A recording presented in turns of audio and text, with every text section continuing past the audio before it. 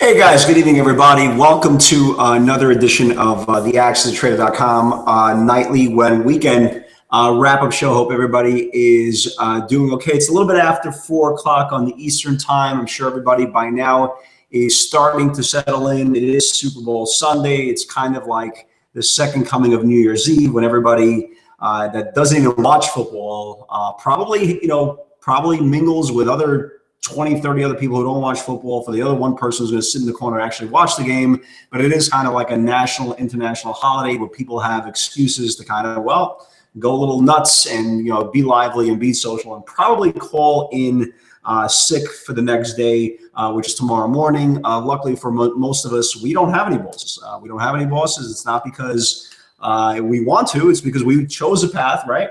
We chose a path that we kind of created our own jobs. And for those of us who've been doing this for a long time, it kind of, we chuckle every single time that we actually wake up in the morning and actually click a mouse for a living. But this is reality. This is a reality, and it's not for everybody. But for those who embrace the rules of the game and those who don't break the rules of the game are usually the ones who are around years and years and years to follow. And this is where we always talk about the rules of the market. The new Millennium Trader has changed. We talked about this nonstop. We dwell on all the things that could really retard your progress as a trader. We never emphasize on the good things because, again, if you're a professional trader and you do this year in, year out, you expect to make money. It's not a shock. For those who trade from day to day to week to try to jump on the hot stock, you usually find yourself doing something else for a living. But again, the market doesn't need you to be the judge of somebody else. You're all grown adults. Everybody has their own dime, your own dance floor, whatever way you choose to allocate. Capital is obviously up to you. When you have a market and when you have a business or a job description that's kind of made up, right? Because it's kind of made up, especially thanks to the whole internet craze that really drove in so many new traders who couldn't find jobs to kind of create their own. This is it. This is our reality. So when your reality changes, you have to change with the market. And the most ironic part about, I get these emails all the time. I get, Dan, I've been following you on social media for a couple of years. Well, what kind of stocks do you trade? Well, if you've been following me on social media for a couple of years, you kind of know that my trading style is probably a lot different than many others. Number one, I do trade. I do trade all, pretty much high beta. I love high beta, and the high beta names are, probably 10, 11 names that can give you ranges in both ways.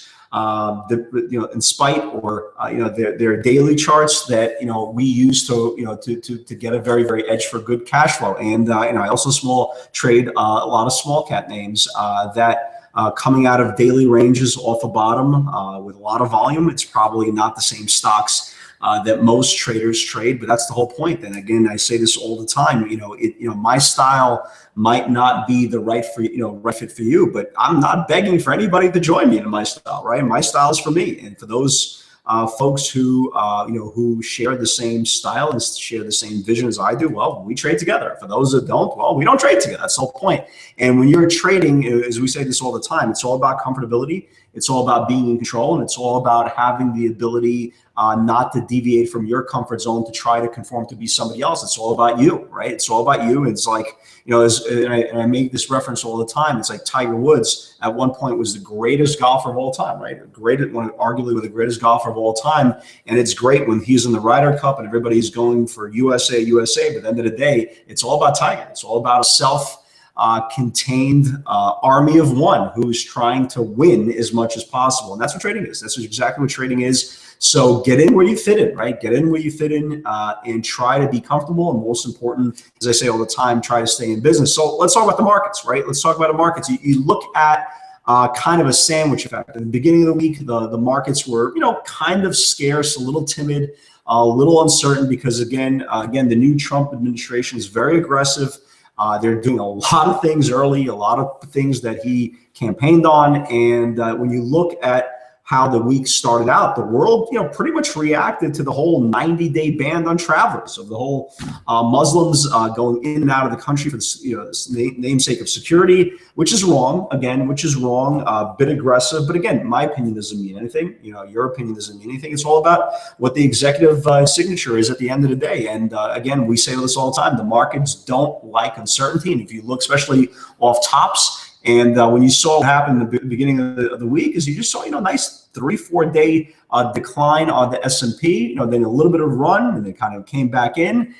Earnings were, were set in, in precedence. Everybody wanted to know what the FANGs were going to do. And if you look at kind of all my comments in the beginning of the week, you kind of see, pretty much how the market was playing out here. Majority of the beta names, your Amazons, your Googles, your Facebooks, they were all sold, and they weren't sold because the earnings were horrific. They were, pretty much sold because that's such big run-ups. If you look at Amazon, again, not the greatest earnings report, not the worst. Again, you had a 3.5% decline.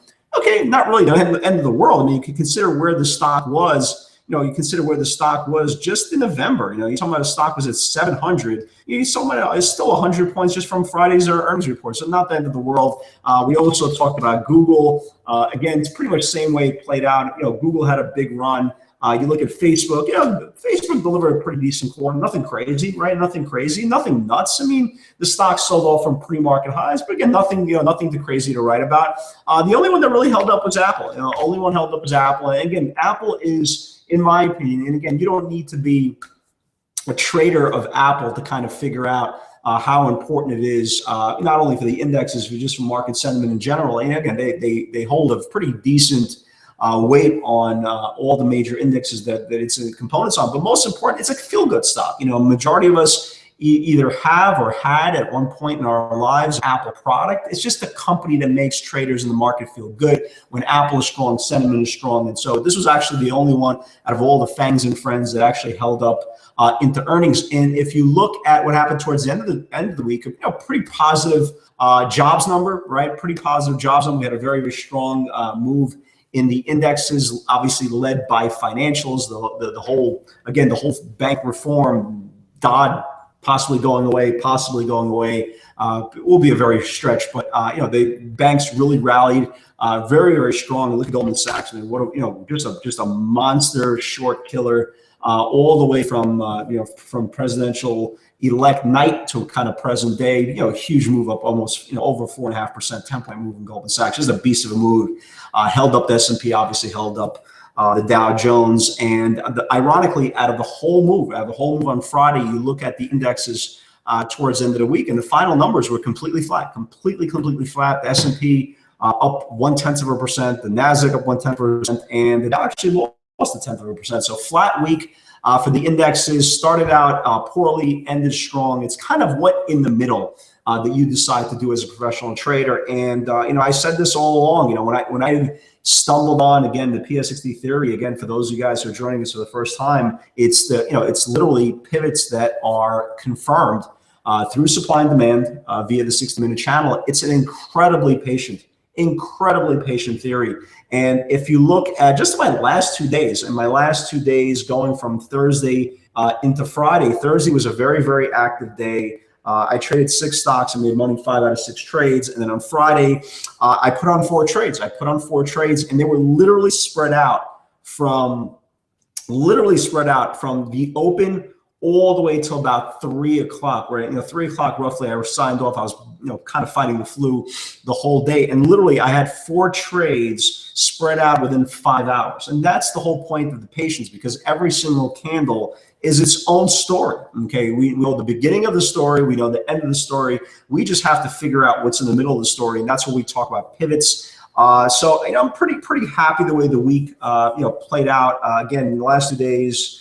Last 2 days I hit, literally hit about, I would say 9 out of 10 trades. I was pretty happy about it. Pretty much all FANG related.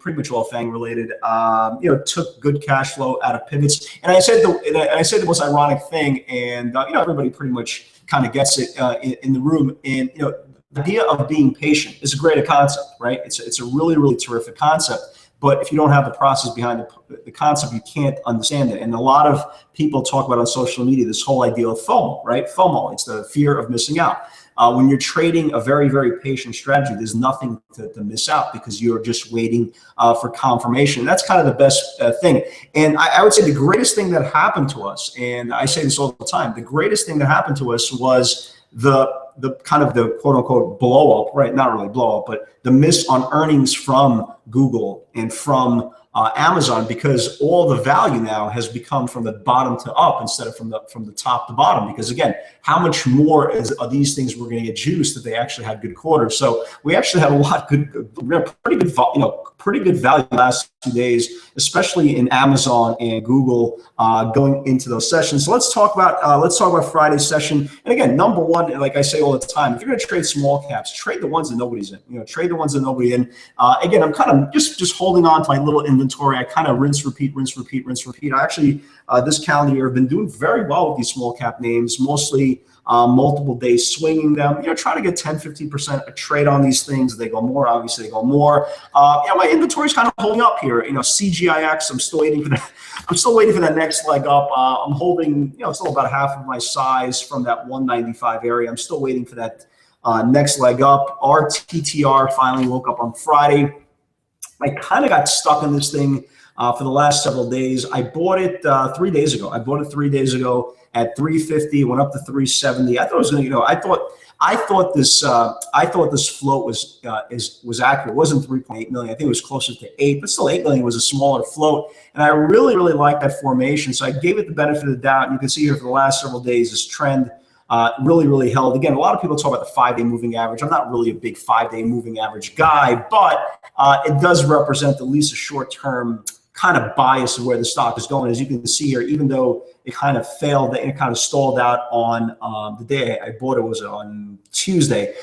You can see it kind of held the range every single day. It was putting in a higher low, and then finally, broke back up above its range here on Friday. And I am up a whopping 7 cents in the trade. So hopefully this week, this thing will take out that 370 area and really go higher. And again, it was one of those scenarios of the volume really dried out the last couple of days, so I couldn't even get out. I mean, it was really, really one of those scenarios I couldn't get out. I mean, look at Friday's session.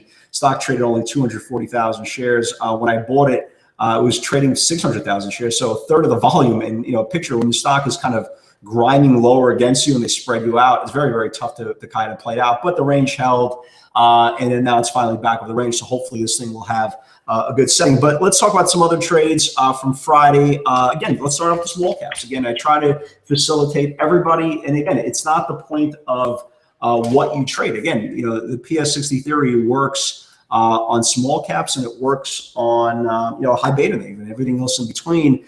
It's all about, again, what you feel comfortable. So we have in our live webinar, we have high beta traders, and then we have small cap traders. We have people in between and options and all that good stuff. But again, it's all about your comfortability, not mine, your comfortability. And my is the process, and your is the ability to attach that process into what you feel comfortable in doing. So let's talk about Friday's session. Let's start off right from the word go. I mean, you guys, there's no hiding, there's no editing, there's no scripts. It's everything we talked about. We had another red to green on Apple the day before. It was a very, very good, aggressive red to green move on Apple. Same thing happened on Friday. It went red to green, nice move up. ZIOP, again, you don't need to trade Apple to trade theory. ZIOP right off watch list. ZIOP opened up at 640. That was the trigger, right? The stock went to nearly $7. Big move there.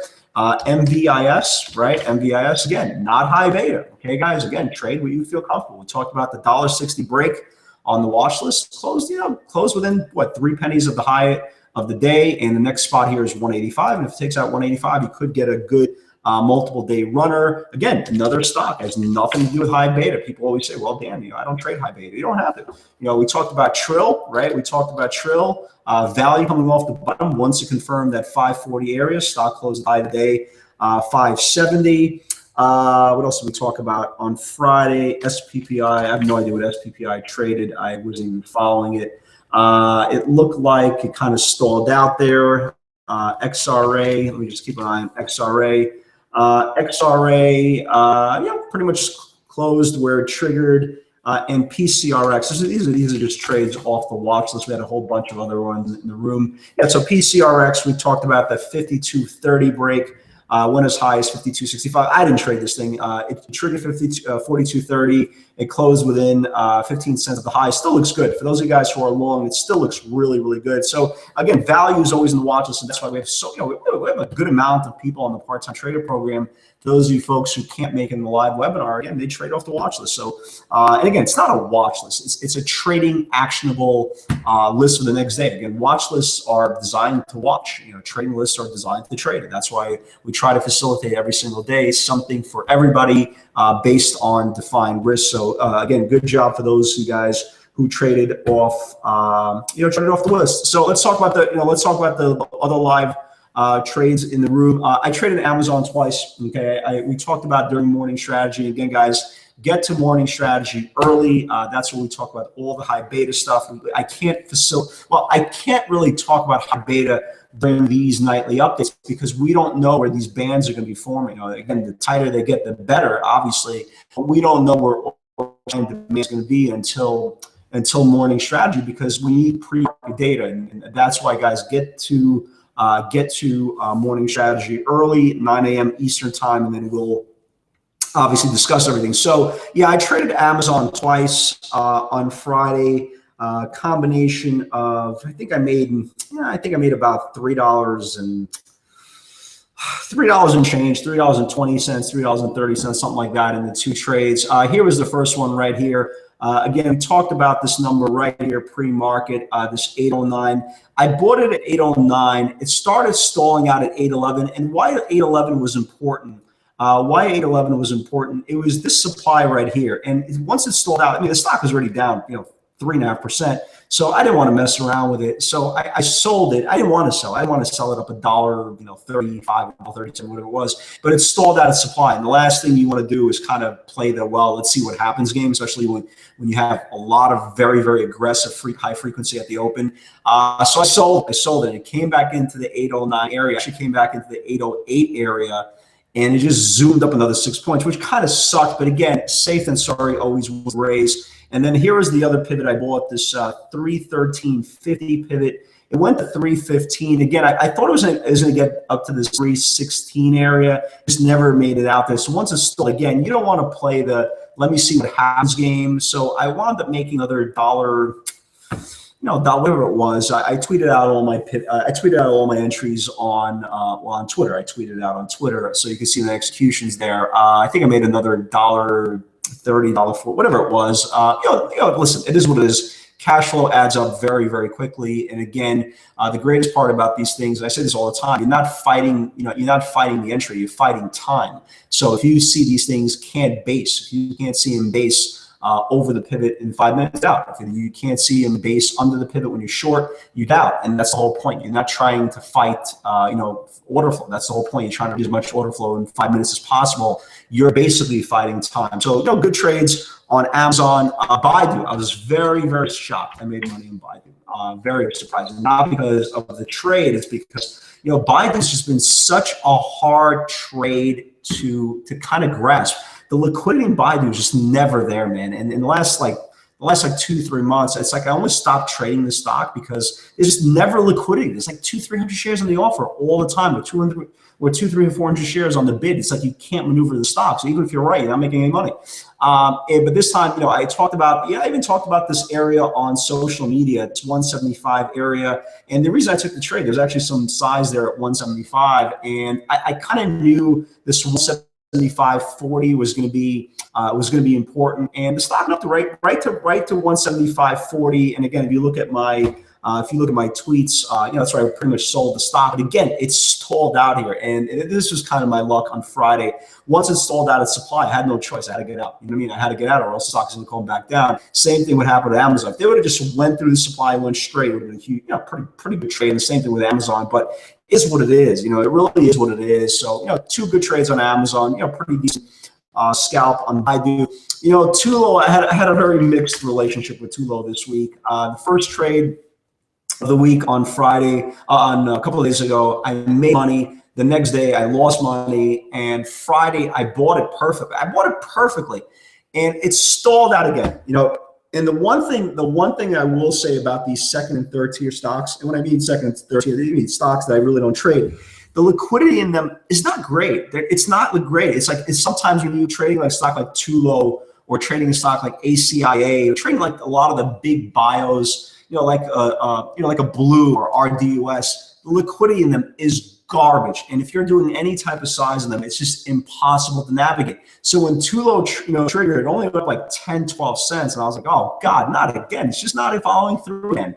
And it started failing like on 100 share bids. And I'm like, oh God, this is this is a disaster. So I gave it like 5-10 minutes and it started trading below the pivot again. And I wound up literally making 2-3 cents on the stock. And then it's just my luck.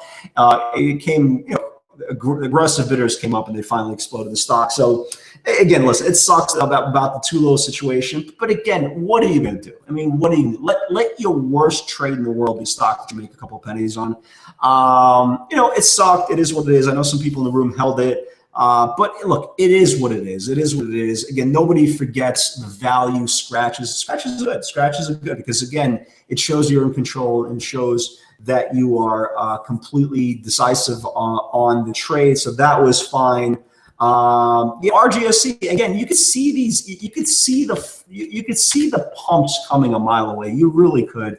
I saw a big volume come in RGSC, and I said to the room, "Hey guys, watch this like 290 break." And you see volume, and then you see like the same 5-6 people literally tout the same stocks with like 200 tweets in 5 minutes, and it went perfectly. We talked about 308 as supply. It stopped 306. For those of you guys who did scalp it from 290 to 308, good job. Again, it stopped at supply. And if you don't know where your supply is, where you're going to be buying, you're going to be selling your stock a lot lower. So good job there for all you guys who traded that as well.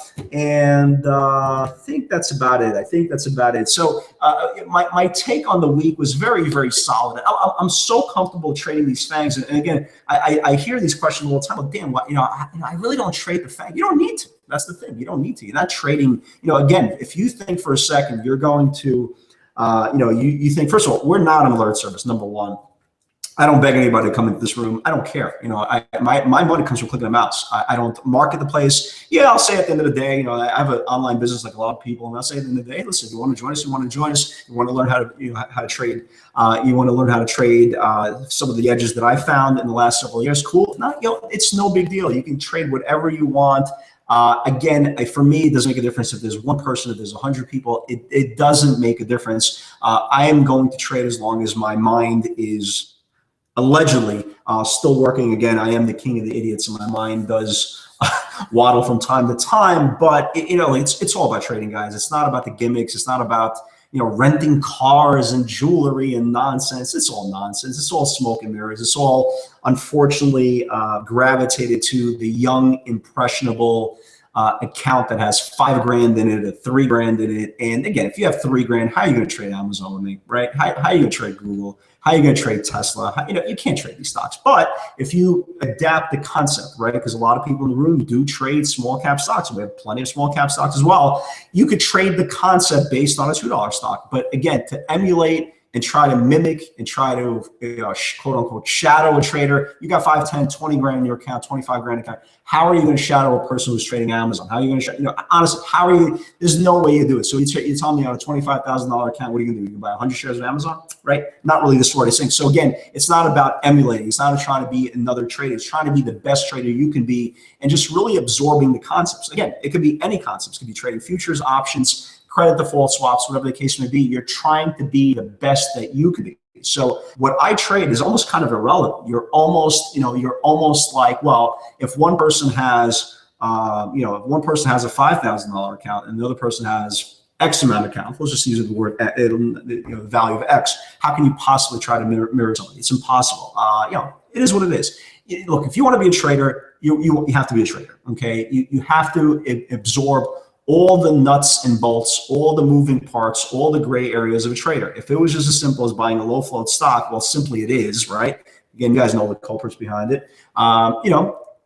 It is what it is. If you want to be a trader and you want to trade risk on vehicles that nobody is controlling, that nobody is, touting or this, that, the other thing, listen, it is what it is. Everybody's welcome to come. You watch the videos, you watch all the reports, you watch us trade live. And the most important thing is we trade under control. So that's kind of our dynamics. I've been doing this for a very, very long time. I have a great pedigree with a lot of great traders.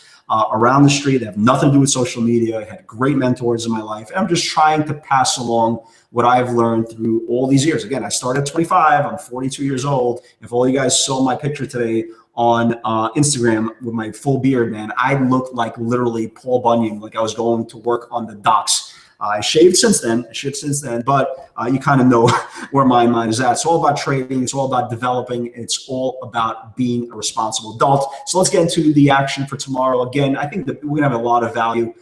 Again, with the beta names this week, whether the long, short, the more of these things kind of blow up into earnings, the better it is for us, because you still have sentiment that is strong and you still have a lot of value ranges. Just look at the ranges here on Amazon for the last couple of days. Same thing with Google as well. I mean, remember that pivot, guys? Remember that pivot in the room at 218 that only went up 6 points on one candle? That's right. That's value. So going into the week, I am hoping actually for the next bad report on Tesla, because, well, actually, it doesn't make a difference. Tesla's still a $250 stock. It's not going to make a difference. This is obviously my favorite stock. You guys know the success rate we have with this name. It's starting to set up pretty well here. Let's get into the watch list for tomorrow. I like this thing over that 253 area, 253.20. Once it clears the top of this range here, it should go here. So I'm definitely watching Tesla. Okay, definitely watching Tesla. Let me give you guys some other ideas that I like. Again, some of these trades might not be specifically for me, because again, at the end of the day, again, it's long as you're comfortable. And at the end of the day, people say, well, if Dan's not getting into the stock, I'm sure still not getting into the stock. And it's a stupid mentality, because again, these stocks are market sensitive vehicles. They don't care if Dan's in it. I love speaking myself in the third person. They don't care if I'm in it. Okay, they don't care if you're in it. The stock is either going to go, it's not going to go. So it's not going to make a difference who's in it. It's all about trusting the process. It's all about being trusting of charts. Guys, send alert on STX, good flagger, really nice flag here. Send alert. A break above 46.70, you can get this thing going. Keep an eye on that. Yes, too low. I'm going to give it one more chance. All right, baby. I'm going to give it one more chance. Two ways I'm looking to play this thing. I know Christian is long the stock. Christian had an awesome week. For all you guys who don't know who Christian is, he goes by the name of Kula Maggie on Twitter. He set up a YouTube page. He does kind of these, they're not really recaps. They're kind of recaps of a video journal that he does. Very impressive young man. Number one, I know him for 4 years, and I've seen him start out with a $3,000 account, and this kid has really turned into a beast. I know he did very well on Tulo. So follow him on Twitter. Follow him on YouTube. I don't get money from anybody directly. These are just people I know, I trust, I admire. I really like what these guys are doing. So I don't need to get money from anybody. It's not social media, guys. It's not social media. So I respect people when I like them. I definitely give them a shout out. So definitely follow him on all these different social media platforms. So I will give Tulo one more chance, because I know there's so much upside in the stock. It probably won't meet its potential until earnings, which is in a couple of days. But there is a trade. There's a couple of ways to play this thing: either red to green, or a break above 31.60 with a tight stop 31.37. So definitely keep an eye on that. I kind of like this OREX. Had a nice breakout on Friday. Nice move there. I mean, a breakout on Friday, closed above the 150-day supply. Again, you can play this two ways: either into a wash into a 16-minute channel, red to green, or a break above 430, which probably will be confirmation. So keep an eye on that. Okay. IIVI, again, another pretty good-looking chart. Nice base here. Nice looking flag that's setting up. Again, it's pretty simplistic setup here. 31.55 looks good there as well. LKSD, I think we had this in the live webinar about in December. I remember the stock. It broke out very aggressively. Again, not the thickest of stocks, but if you can just get out of this little channel and confirm the upper Bollinger Band, get above that 27.85, 28 area, I think the stock can go. So keep an eye on that. ESPR, another name that looks ESPR, another name that looks pretty good. Okay, pretty good. Broke out violently with violent volume, 30% move on Friday, all cleared above supply. A break above Friday's high of 1650 should go. Again, stock closed 1644, not a lot of risk in the trade. Court, another smaller stock for you guys. Keep an eye on Court. It's coming out of, or attempting to coming out of supply. You can just kind of draw this trend line from top to bottom. You can see it here. If it could just confirm above the 50-day moving average and get above this 8 area, you could go. Okay, it could go. Not a lot of risk in the trade, so keep an eye on that. And the last one, let me see what else I want to talk about. Yeah, keep an eye on this MVTA. I'm not really familiar with the stock. Again, a lot of these trades will not be for me because, again, I'm just concentrating on a very, very specific group. But again, like I say, it doesn't make a difference what I think. If price action pushes these things through those levels, it's all be about them. So a break above 960, guys, set an alert there. Should get this thing going. So again, as you guys know, I don't market the place. I don't really go gung-ho. Again, if you want to trade with me, cool. I do this for a long time. I'll show you what not to do very, very quickly. It will really, really expedite your learning curve very, very quickly, so you can actually be a trader instead of somebody who is relying on somebody else. If you don't want to trade me, that's cool as well. I will be around with the crazy lunatics that are in our live webinar, together. Yeah, so that's that, guys. So guys, have a great Super Bowl Sunday. And people ask, well, Dan, who do you like? Well, who do I like? I'm a Jet fan, so my allegiance is with the Jets and anybody who plays against the Patriots. So that's your answer. Go Falcons! And besides, one of the parents on my son's Taekwondo team went to school with Matt Ryan at Boston College. So go Julio, go Matt Ryan. Anybody who plays the Patriots, go, go, go. For all you Patriots fans, it's all good. I'm just hating. Yes, I'm hating because of your success. Guys, God bless you. Have a great night. Enjoy the game. Tomorrow's a new day, new week, new day, new players, and new gimmicks, right, guys? Have a great Sunday. And with God's help, I'll see you all tomorrow. Take care, guys. Enjoy the game.